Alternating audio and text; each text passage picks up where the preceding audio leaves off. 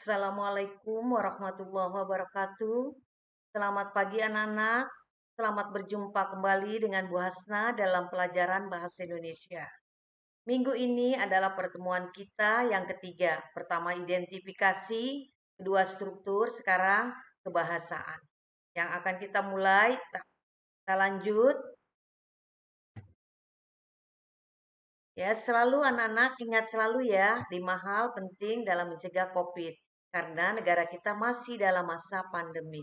Kalian sudah tahu cuci tangan, jaga jarak, pakai masker, tetap tinggal di rumah dan menghindari kerumunan. Kita lanjut. Selanjutnya gerakan stretching di depan monitor. Kalian sudah paham? Ini tidak usah ibu pakai, kita lanjut lagi. Yaitu yang harus diperhatikan ketika PJJ berlangsung. Pertama, peserta didik kamu harus disiplin dalam kegiatan pelajaran. Kedua, harus aktif berdiskusi selama pembelajaran. Ketiga, kalian juga harus bertanggung jawab dalam melaporkan hasil pembelajaran. Kita lanjutkan anak-anak. Setelah pembelajaran, peserta didik mengerjakan ya LKPD yang berbentuk penugasan untuk mengukur kemampuan dalam memahami informasi dalam teks deskripsi di aplikasi Pijar. Mari kita mulai masuk pembelajaran. Teks deskripsi, apanya? Tujuan dan unsur kebahasaan teks deskripsi. Kompetensi dasarnya adalah 3.2, menelaah struktur dan kebahasaan dalam teks deskripsi tentang objek, sekolah, tempat wisata, tempat bersejarah, suasana pentas seni dan yang didengar dan dibaca. Materinya struktur dan kebahasaan. Tujuan, setelah pembelajaran, siswa dapat menelaah struktur dan kebahasaan dari teks deskripsi tentang objek. Kita lanjutkan. Kemarin pertemuan kedua kita sudah belajar tentang struktur teks deskripsi. Ibu ulang kembali karena ada beberapa anak setelah diberikan tugas kurang paham. Jadi ibu ulang kembali, struktur teks deskripsi ada 3. 1. Identifikasi, kedua deskripsi bagian, ketiga simpulan atau pesan atau penutup. Identifikasi, apa sih arti identifikasi? Bagian pernyataan umum yang mengenalkan objek yang akan digambarkan.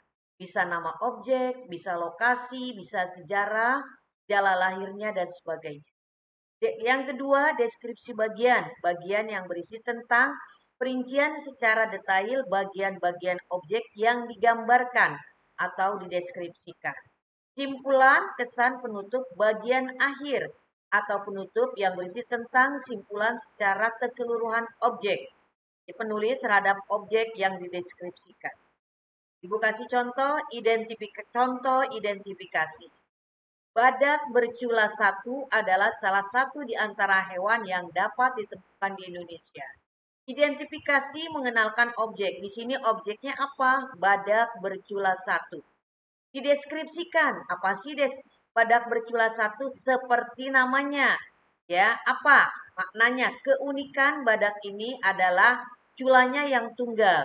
Binatang berkaki 4 ini merupakan hewan yang dilindungi oleh negara karena langka dan nyaris punah. Ini adalah pernyataan umum. Diambil contoh yang lain yang paling gampang. Misalnya sekolah kita SMP 161. Itu judul. Kita ambil identifikasinya. SMP 161 adalah salah satu sekolah yang ada di DKI. Beralamat Jalan Delman Utama Raya, Kebayoran Lama, Jakarta Selatan. Jadi, objeknya SMP 161, lokasinya Jalan Delman Utama Raya. Nah, pernyataan umumnya, dia adalah SMP 161 merupakan sekolah favorit yang ada di wilayah Kecamatan Kebayoran Lama. Itu namanya deskripsi atau pernyataan umum. Jadi paham ya anak-anak? Identifikasi selalu menyatakan objek, alamatnya, dan pernyataan umumnya.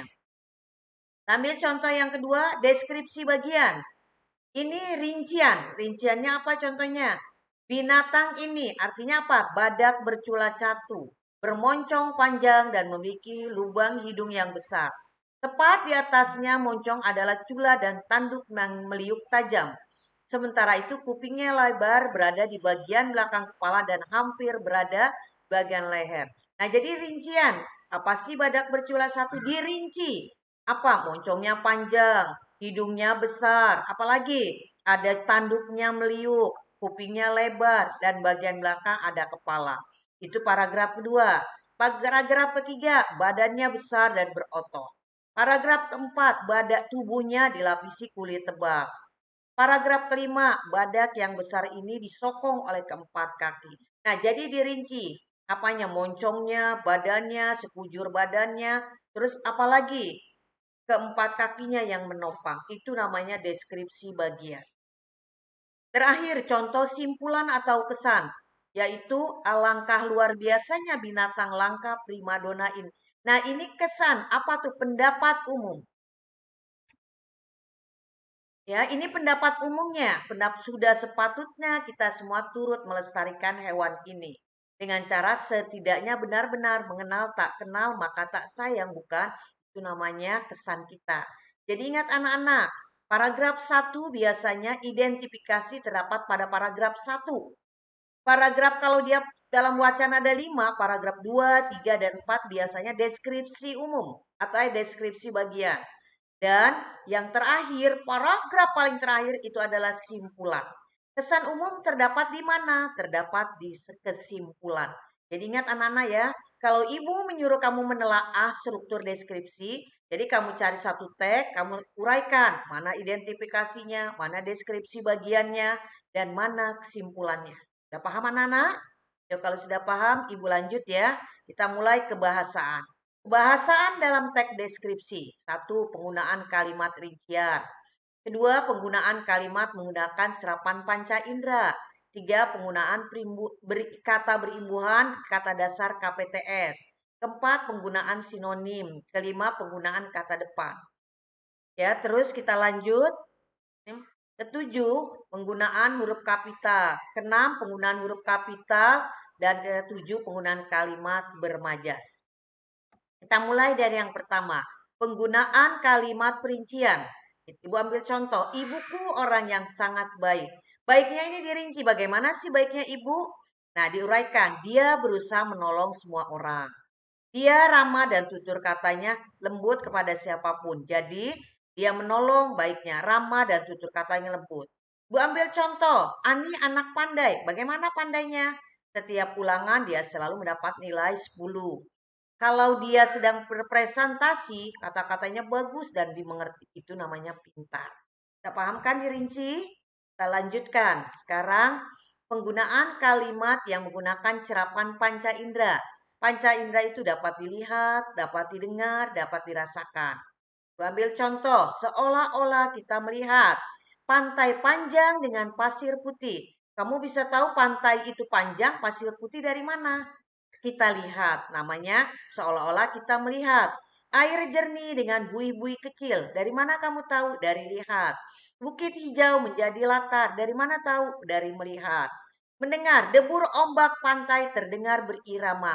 Kamu tahu debur ombak? Dari kita mendengar. Ya, auman harimau itu sangat mengerikan. Taunya dari mana? Dari dengar. Kita lanjut. Udara sangat terasa segar. Dari mana? Dari kita rasakan.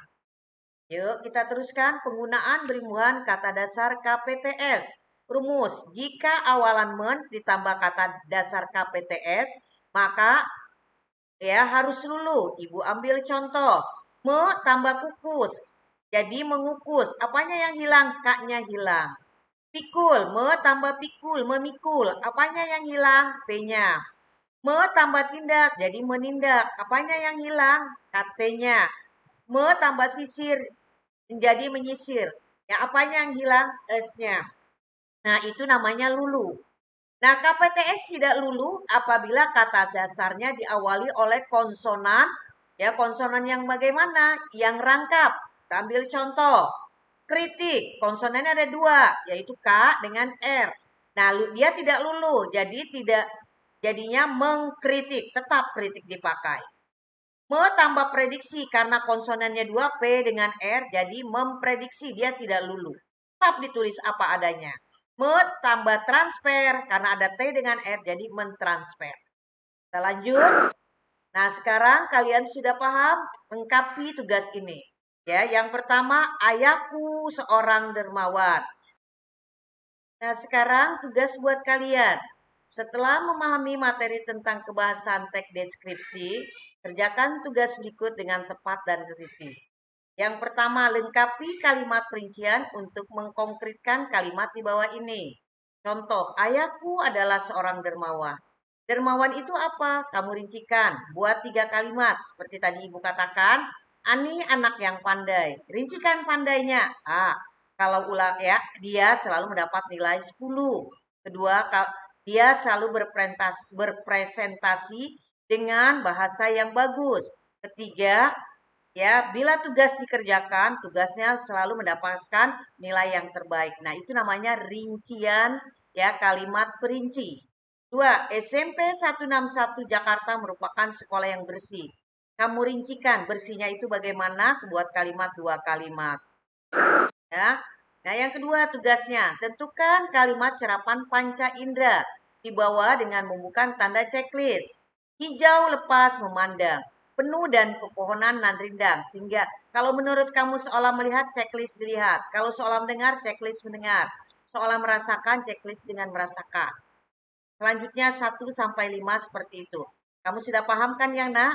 Ibu ulang lagi seperti tadi. Contoh, SMP 161 sekolah yang bersih. Kamu bisa tahu bersih dari melihat. Jadi seolah-olah melihat. Penyanyi itu nyanyikan dengan suara merdu. Kamu bisa tahu merdu dari mana? Seolah mendengar. Terus hujan malam hari membuat udara dingin. Nah, dingin dari mana? Seolah merasakan. Paham ya nak? Tinggal cetak sini. Nah, selanjutnya lengkapi tabel berikut, tambah kaji. Nah, di sini tinggal menjadi apa? Seperti tadi tambah surat, jadi menyurat. Tambah cuci, jadi tambah surat, menjadi menyurat. Nah, kalimatnya apa? Sama 1 sampai 5. Anak-anak, di mana dikerjakan? Di pijar. Kalau kamu penulisnya yang bagus, yang rapi ya, biar ibu terbaca sehingga nilaimu tidak kurang.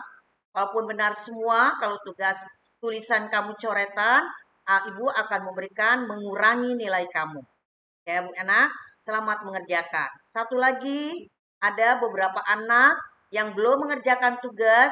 Untuk tugas pertama identifikasi, yang kedua tugas struktur, yang kemarin ibu tunggu ya jawabanmu. Kalau tidak kamu kerjakan, maka nilaimu tidak ada. Kamu tidak akan pernah bisa naik kelas. Kamu paham, nak?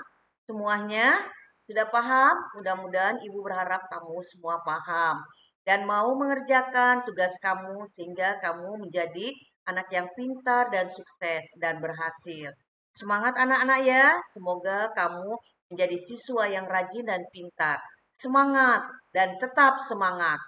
Itu saja Ibu akhiri. Wassalamualaikum warahmatullahi wabarakatuh.